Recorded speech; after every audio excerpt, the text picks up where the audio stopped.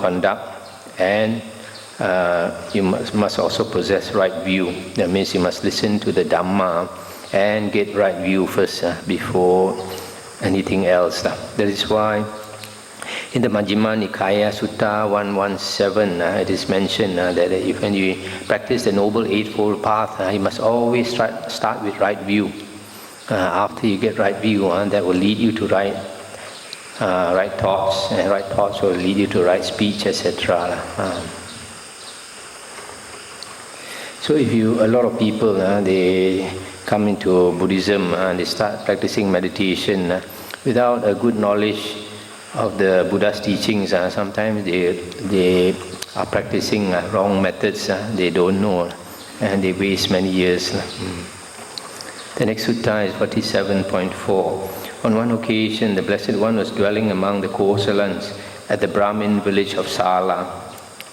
There the Blessed One addressed the monks thus: "Monks, those monks who are newly ordained, not long gone forth, recently come to this Dhamma Vinaya, should be exhorted, settled, and established by you in the development of the 4 Satipatthanas. What for? Come, friends, dwell contemplating the body in the body, ardent, clearly comprehending, unified, with limpid mind, concentrated, with one pointed mind, in order to know the body as it really is. Similarly, dwell contemplating feelings in feelings, mind in mind, Dhamma in Dhamma, ardent, clearly comprehending, unified, with limpid mind, concentrated, with one pointed mind, in order to know the body, feelings, mind, and Dhamma as they really are." I'll stop here for a moment. This is quite important here. The Buddha says you have to contemplate the 4 Satipatthanas with a one-pointed mind in order to know the 4 objects as they really are. The Buddha always says in the suttas that to see things as they really are, the condition is one-pointed mind, concentrated mind. That's why here it's stated to know things as they really are, you need concentrated, one-pointed mind.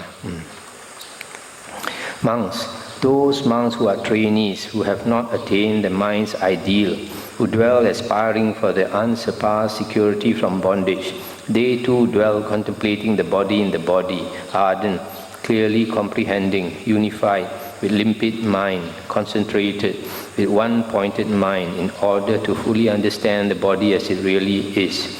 They too dwell contemplating feelings in feelings, mind in mind, Dhamma in Dhamma, ardent, clearly comprehending, unified, with limpid mind, concentrated, with one pointed mind, in order to fully understand the 4 objects as they really are. Monks, those monks who are arahants, whose asavas are destroyed, who have lived the holy life, done what had to be done, laid down the burden, reached their own goal, utterly destroyed the fetters of existence, and are completely liberated through final knowledge. They too dwell contemplating the body in the body, feelings in feelings, mind in mind, Dhamma in Dhamma, ardent, clearly comprehending, unified, with limpid mind, concentrated, with one pointed mind, detached.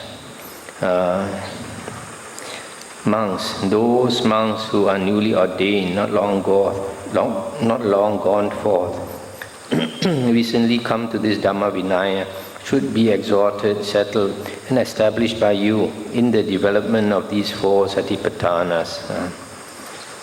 So, the Buddha, his disciples, the monks, when they are ordained, first they have to learn this Vinaya, which will teach them to uphold the Sila, and they have to learn the Suttas.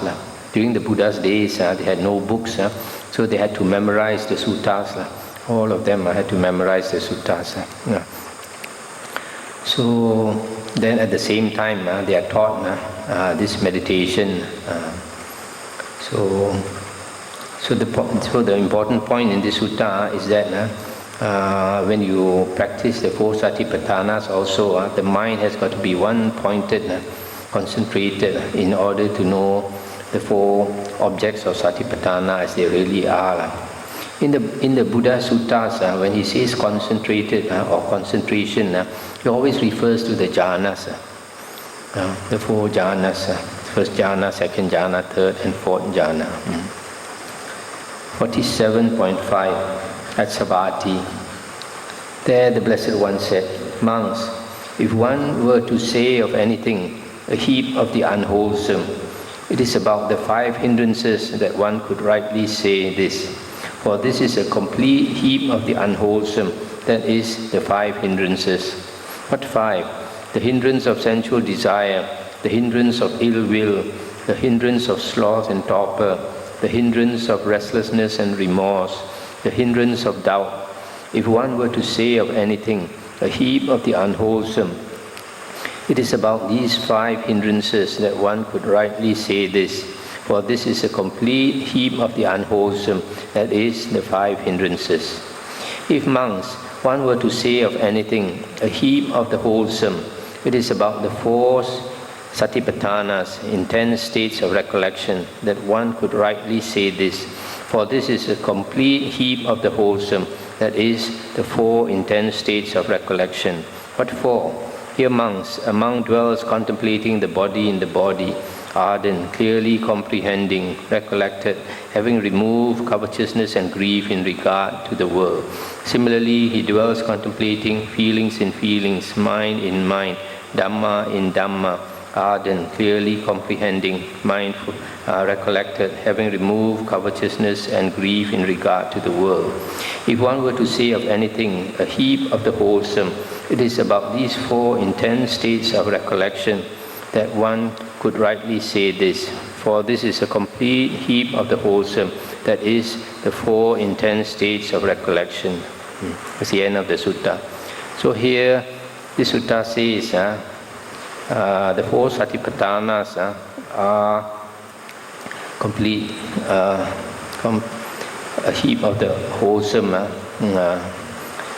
and the 5 hindrances are completely unwholesome.